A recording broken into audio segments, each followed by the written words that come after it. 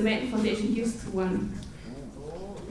Yes, I also still remember when I was at UFRO campus for a semester. It's insane, these strong bonds that we build when we really stay with one another, right? Yeah, so Svanen, look at this. This is paradise. We call it the Paradise Park. Maybe not what you expected, but this is where we come to, hang out and have a barbecue, play frisbee, soccer, or, have some beer. Yeah, learning with you guys is so cool, learning from within. And obviously, Germans are so funny. As if. Well, as well, it's true. Breaking all these cultural stereotypes is only possible when having really truthful relationships and the connection and the ability to learn with one another. And the beer tastes so good.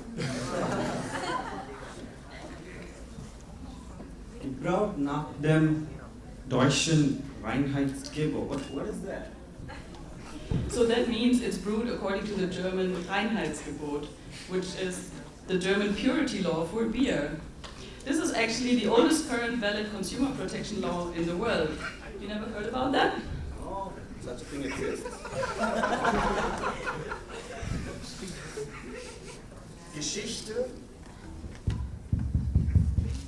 Geschichte und Bedeutung des deutschen Reinheitsgebotes. Can't hear me, huh? Wouldn't make much difference. Can you hear me now? Okay, speak like this. Geschichte und Bedeutung des deutschen Reinheitsgebotes. The history and meaning of the German Reinheitsgebot, that is the purity law. Beer enthusiasts, both in Germany and abroad, are united in their approach for the term Reinheitsgebot. Can you get it? Reinheitsgebot. Reinheitsgebot? See, I see you appreciate as well. It is understood as a quality guarantee. Adopted in 1516, it is recorded as the oldest currently available consumer protection law in the world.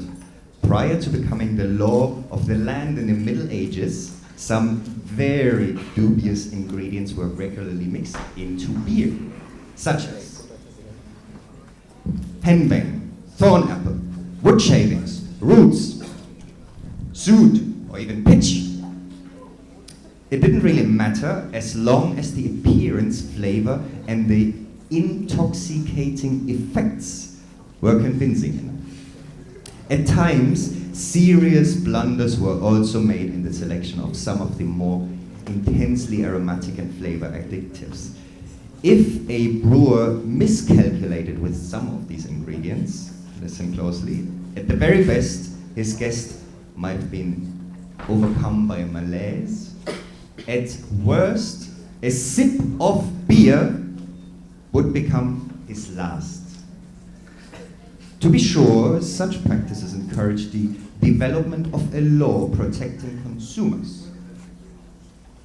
The decree, known today as the Reinheitsgebot, thank you very much, was issued in 1516 in the city of Ingolstadt in Bavaria. It represented the culmination of decades of legal development. For the respective authorities and other parties involved, of greatest significance was to effect positive change in the quality of beer produced at that time, because it was a principal source of nutrition in the general population's diet. The original version stipulated that beer was only to be brewed using water, malt, and hops. Because yeast was not known as such in the 16th century, and therefore its exact role in the brewing process had not yet been discovered. It was not initially viewed as an ingredient, but was explicitly added to a later date. As the Bavarian rulers extended their sphere of influence, I love this audience, the Reinheitsgebot I lost my line. The Reinheitsgebot of 1516 took on a greater significance for brewing in other regions. Convinced by the quality of Bavarian beers, the purity law became mandatory for all Germany by the Imperial Act of June 7th in 1906. It has been valid across the land ever since, and as such is the oldest recorded, currently valid consumer protection law in the world. Thank you.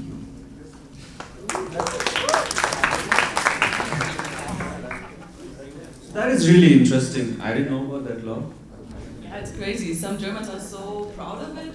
Like in 2016, there was even a big celebration because the law was already existing for 500 years.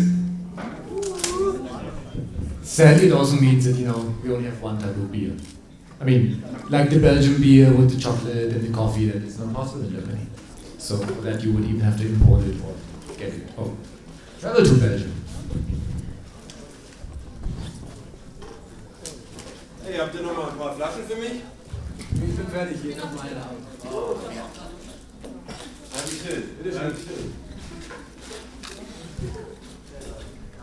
What did he say?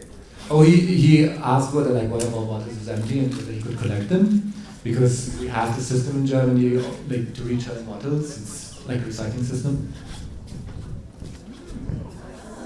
Yeah, so actually you can get back some money by bringing the bottles back to the supermarket. So there are quite some people who do it to earn some additional money. So for example, they go through the city and collect all the bottles that are left on the streets, or even like here in the park. Yes, so all the bottles that have a certain sign on them, you can bring them back to the supermarket, and there you will find a machine. And depending if it's glass or plastic, for glass you get back 25 cents. For 8 cents, and for plastic you get back 25 cents.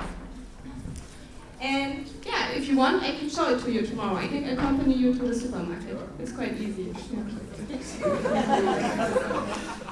And we even differentiate between two systems. So there's one, the Einwegflasche, which is like a one-way system. It's, for example, plastic. You can reuse it. You use it once, but you can reuse the material. And then there's the Mehrwegflasche, which is like a two-way system, like, for example, glass bottles, where the whole bottle can be reused. Yeah. So if you look at your beer bottle, you can even see the sign for it, the symbol. All right, people. So my beer is also empty. Shall we get going? Yeah, sure.